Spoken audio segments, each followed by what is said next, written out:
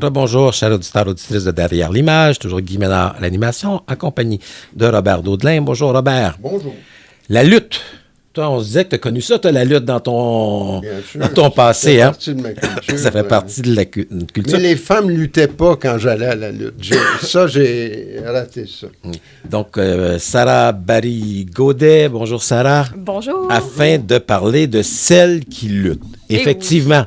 Hein? Mais moi, avant qu'on parle de celles qui luttent, je tiens à nous remettre en mémoire que, Sarah, on vous connaît déjà à cause de Passage, votre film de 2020, dont je garde un très bon souvenir. C'était un premier long-métrage à l'époque. Oui, exact. Et c'était un portrait très, très touchant d'un couple d'adolescents du Témiscamingue. Hein? Oui, exact. De où je viens, justement.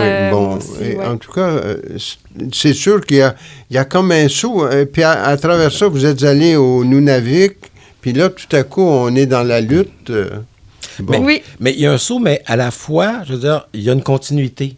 Parce que dans Passage, c'est un portrait très intimiste hein, avec ces gens. Et dans ce cas ici, bien sûr, celles qui luttent, c'est un documentaire sur les lutteuses, sur la condition féminine de ce milieu, mais très rapidement, l'intimité hein, vient par se greffer, je veux dire, à votre portrait. Hein. Ouais. Comme quoi, pour vous, c'est important je veux dire, d'être près des gens lorsque vous les tournez. Ben oui, vraiment. Puis, tu sais, effectivement, tu sais, c'est deux films qui sont très différents dans leur sujet, mais l'approche, ça reste semblable.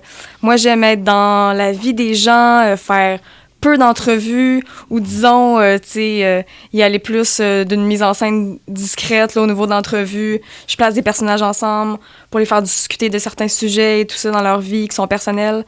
Mais oui, pour moi, c'est important. Puis j'ai l'impression que, mais surtout dans le cas de ce film-ci, tu sais, bon, on dit beaucoup que c'est un film sur la lutte féminine, mais pour moi, c'est un film sur des femmes qui sont passionnées de lutte avant tout, tu sais. Oui, il y a 3 femmes autour desquelles le film se bâtit, mais on va jusque dans leur intimité. Il y en a une qui a déjà un enfant, il y en a une qui rêve d'être enceinte, bon, qui doit faire attention à son calendrier de lutte avec ses rêves de grossesse. C'est des portraits intimes aussi, c'est des beaux portraits de femmes. Et c'est presque un film féministe, à la limite. Ben oui, exact, c'était tout à fait ça. Puis moi, mon but, c'était, en explorant ces enjeux-là, liés à la condition féminine dans le monde de la lutte, ben c'était que ça évoque, après ça, plus largement, de manière universelle, les défis des femmes dans notre société, tu sais.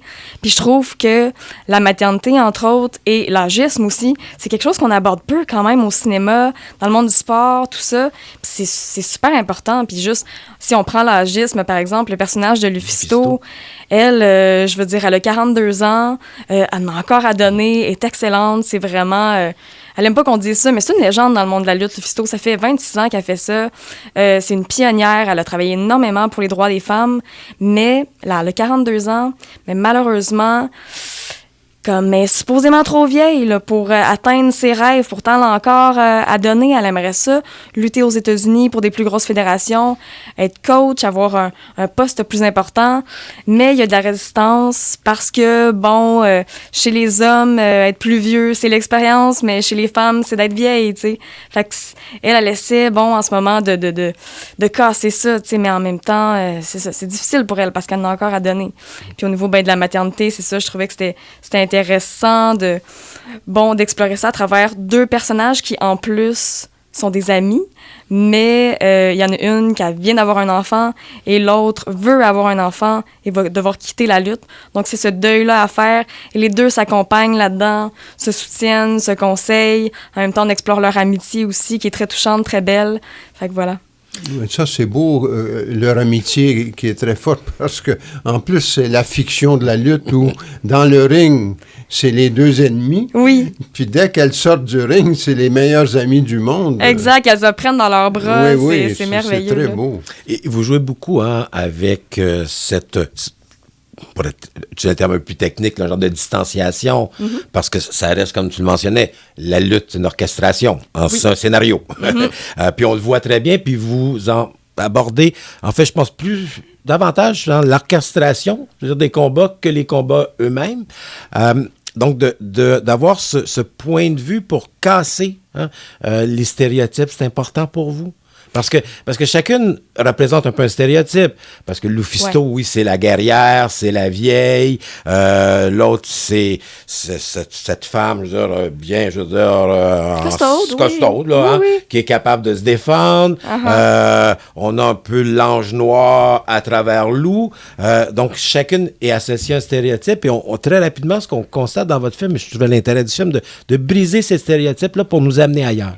Oui, c'est ça, d'aller vraiment capter le côté humain. Puis c'est ça qui m'intéressait aussi, justement, d'aller capter comment elles préparent leur match, les filles. Parce que là, on comprend toute la complicité, le langage aussi à travers ça, que bon, nous, comme spectateurs, on comprend pas tout, mais on sent qu'il y a comme une passion derrière ça, et elles se comprennent à travers ce processus-là de chorégraphie.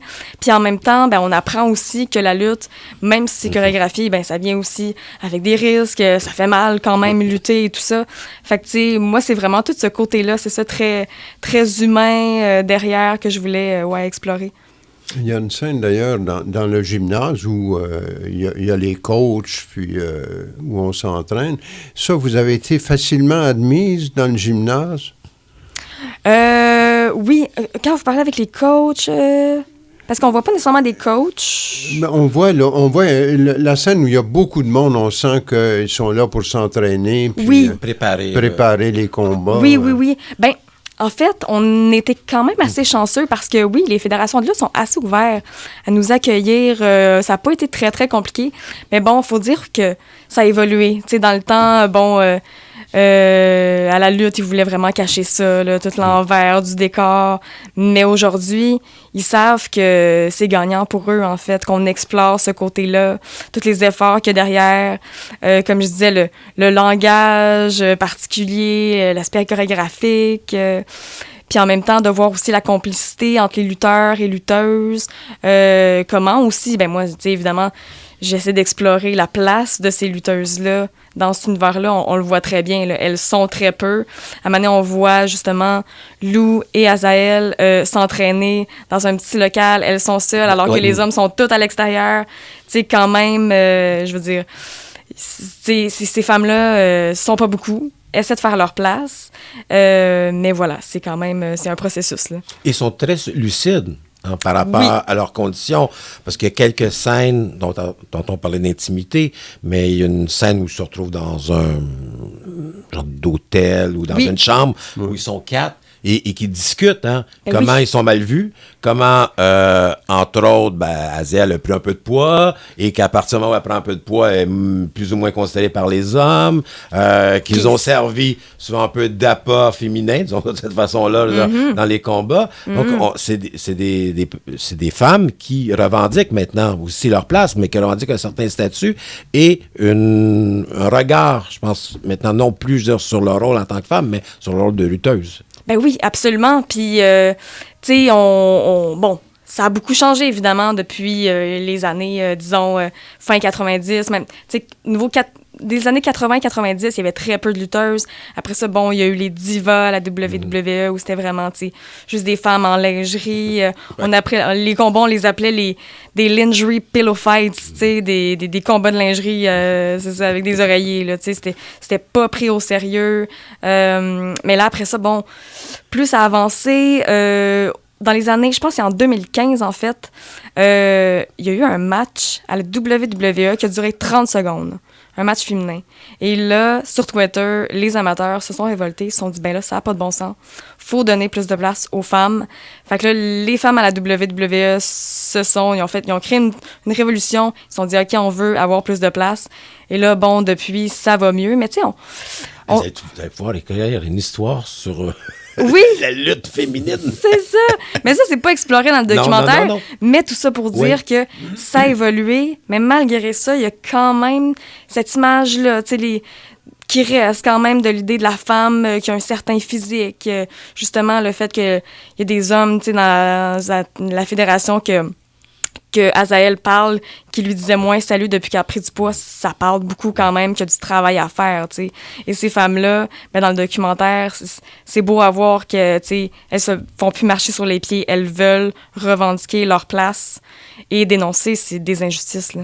Mais comment ça s'est passé, votre contact avec elles? Ça a démarré comment, le projet, pour les convaincre de s'associer à un film? Oui, moi, à la base, faut dire que je connaissais pas la lutte. J'étais allée voir, un ou deux matchs dans le quartier Hochelaga, ici à Montréal, et j'avais remarqué que c'était que des hommes.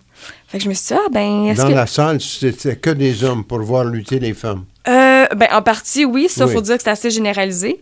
Mais sur le ring, c'était que des hommes qui luttaient. Ah. Fait que là, je me suis demandé, est-ce que ça existe, des lutteuses? Parce que j'étais tombée sur une série sur Netflix que vous avez peut-être vu, Glow, là, qui est basée sur une histoire vraie sur des lutteuses. Fait que bref, en tout cas, c'est parti d'une curiosité. Donc, j'ai fait mes recherches et je suis tombée sur une fédération qui s'appelle Femmes Fatales et qui est établie désormais à Québec. Et ils ont fait un spectacle en 2020 à Ottawa. Je suis allée là, par curiosité, puis ça a été un coup de cœur total. Je me rappelle que cette soirée-là, le personnage de Lufisto qui est dans le film, elle a fait un trou dans un mur. Je trouvais ces femmes-là tellement badass, excusez l'expression, audacieuses, talentueuses. Le côté théâtral aussi me fascinait, mélangé avec le sport. Je trouve que la lutte, c'est vraiment unique. Puis c'est ça, je me suis dit, je veux apprendre à connaître ces filles-là. Donc, c'était en pleine pandémie. J'ai fait des entrevues par Zoom avec une quinzaine de lutteuses parce qu'il n'y a pas beaucoup de lutteuses au Québec. Il y en a une vingtaine, là, pas plus. Et c'est ça. J'ai découvert, en fait, que à travers la passion de ces femmes-là, il y a plusieurs enjeux, comme on disait, liés à l'agisme, la maternité, la grossophobie. Puis, je trouvais qu'à travers les personnages de Lufisto, Azael et Lou O'Farrell, on explorait bien la condition féminine. Fait que c'est pour ça, dans le fond, que je les ai choisies. Puis après ça, j'ai passé du temps avec elles, on a développé une confiance. Ils ont accepté tout de suite? Pas mal. Ils étaient un peu réticents? Non, je pense. Ils ont accepté tout de suite parce que je pense que pour elles, c'est vraiment important que la lutte féminine soit mise de l'avant parce qu'on voit tellement d'œuvres sur la lutte, sur les hommes, mais très, très peu du point de vue des femmes. Puis pour elles, c'était cathartique, c'était rafraîchissant. Ils étaient comme, je veux participer à ça, là. Mais le fait que vous soyez femme, ça les a mis en confiance, j'imagine, parce que la complicité est tellement évidente dans le film entre vous et ces femmes-là. Parce qu'un documentariste qui aurait mon allure, qui débarque chez elle, je suis pas sûr qu'il y aurait le droit à ce type de rapport-là privilégié. Oui, c'est sûr que ça aide. Puis, pour moi, c'est super important aussi de choisir aussi des personnages avec qui ça clique. Parce que c'est avant tout une rencontre humaine, le documentaire. Puis... Et c'est vous qui faisiez la caméra aussi là-dessus? Oui, c'est moi. Ça, c'est une dimension supplémentaire dans la complicité aussi. Oui, c'est ça. Puis, je pense que ça crée... le fait qu'on soit une petite équipe aussi, c'était très intime. Je pense que rapidement, on a créé une confiance. On est vraiment... on était 3 personnes... avec des personnalités semblables, très respectueuses. Oui, parce qu'elle vous voyait travailler. Elle travaillait, mais elle vous voyait travailler aussi. Alors... C'est ça. Puis on échangeait aussi sur des idées. C'est ça qui est intéressant. C'est vraiment une collaboration. Puis le traitement du film aussi. Je fais très peu d'entrevues formelles parce que j'ai envie aussi que ça ait l'air d'un traitement un peu plus fiction qui évoque aussi la lutte, l'univers de la lutte qui est justement chorégraphié et tout. Fait que non, ça a été vraiment une super belle collaboration, là. Ils n'ont pas eu peur de s'ouvrir à vous. Parce qu'ils parlent quand même de sujets très personnels. Oui. C'est entre autres là, la scène où c'est Lou et Azael qui sont dans l'auto. Et là, ils parlent, de leurs difficultés à s'entraîner, le fait qu'elle avait pris un peu de poids, leur place dans le monde de la lutte. Ça demandait quand même de leur part aussi, je veux dire, une confiance en vous, parce que les propos restent maintenant, là. Oui, absolument, puis c'était délicat quand même en montage. Oui. Ça a été un défi, là, oui. Puis, mais je dirais que le plus grand défi, c'était peut-être plus pour le personnage de Lufisto. Lufisto, tu sais, qui a une carrière et qui est habitué qui veut se montrer sous son meilleur jour, tu sais. Puis c'est normal, tu sais, c'est quelqu'un qui contrôle son image et tout. Puis c'est difficile pour elle parce qu'elle a vécu, tu sais, énormément de défis, de tragédies même là, au fil de sa carrière. Fait que de s'ouvrir à quelqu'un comme ça, d'aller recreuser dans des événements des fois difficiles, c'était quand même pas évident. Fait que oui, ça a été, tu sais, évidemment, moi, avant que le film soit fini, je montre le film aux filles, je m'assure que tout est correct, s'il y a des petites choses, justement, on s'ajuste. Puis non, c'est super important. Puis même pour le personnage aussi d'Azael, lorsqu'elle parle à l'hôtel, qu'elle a pris du poids puis qu'il y a du monde qui lui dit peu salut, ces gens-là vont peut-être se reconnaître, là. Fait qu'il fallait vraiment s'assurer entre elle et moi que c'est bon pour elle, là, qu'elle est à l'aise, parce que après ça, on nomme pas de nom, mais quand même. Oui. Fait que non, c'est délicat. Fait que c'était vraiment en montage d'être le plus respectueux possible. Oui, vous avez suivi pendant un long moment? C'était pendant 1 an. Ah oui? Oui, mais c'était sur... on avait 30 jours, là, c'était un petit budget. Oui, oui. Fait que oui, 30 jours sur 1 an. Mais il y a une scène, moi, que j'aime beaucoup. C'est vers la fin. C'est avec Lou, hein, qui, là, se bat avec deux hommes. Hein. Puis là, ils ont préparé la chorégraphie. Ça a plus ou moins bien été. Monsieur Toxique n'est pas content parce qu'ils portent tous des noms emblématiques. Et là, on sent chez elle cette passion qui est confrontée à la réalité parce qu'elle dit, j'adore faire de la lutte. C'est pour moi, je veux dire, c'est un amour passionnel. Et lorsqu'elle revient chez elle, et ça, j'adore cette scène, hein, un peu dans la pénombre, hein, seule, un jeudi soir, 11h30, mais fatiguée, je veux dire, ankylosée parce qu'elle a mal. C'est cette arrière, je dirais, scène qu'on voit pas toujours de la lutte et qui donne une dimension, je veux dire, encore plus intéressante à votre film. Parce que oui, il y a les lutteuses, mais il y a ce qui entoure la lutte. Puis oui, il y a les rapports humains, mais il y a aussi cette solitude, hein, qu'on n'ose pas parfois aborder ou que ça prenait un regard peut-être féminin pour arriver à présenter, je veux dire, cet arrière-plan. Oui, puis on s'éloigne, bien, évidemment, du côté glamour à ce moment-là, tu sais, pour être vraiment dans l'humain, là, pur. Puis, ben justement, cette scène-là dont vous faites référence, je la trouve très intéressante, moi aussi, parce que ça montre à quel point... Parce que Lou est très touchée, en fait, très triste d'avoir raté un peu son match, parce que elle a beaucoup d'estime pour ces hommes-là. Elle veut être une one of the boys, tu sais, faire partie de ce groupe-là, être acceptée par les hommes. Mais après ça, de rater un match comme ça, pour elle, c'est comme un échec. Fait que c'était comme ça lui brisait le cœur. Puis en même temps, je trouvais qu'il y avait quelque chose de triste, mais de touchant, puis d'humain là-dedans, tu sais. C'est ça. Fait que non, c'est une scène que j'aime beaucoup. Dans la forme du film, il y a comme 2 types de montage. Hein. Les combats, ils sont montés vraiment comme ça, alors que le reste du film est beaucoup plus calme. La caméra attend que les gens se dévoilent. Oui. Et ça, c'est le travail de Justine Gauthier, avec qui vous aviez travaillé sur un court-métrage déjà. Hein? Et sur Passage aussi. C'est ça, Justine, elle a monté pas mal tous mes films. Oui, ça a été vraiment... Alors, comment ça se fait? Au montage, vous étiez ensemble dans la salle de montage ou si vous la laissiez filer?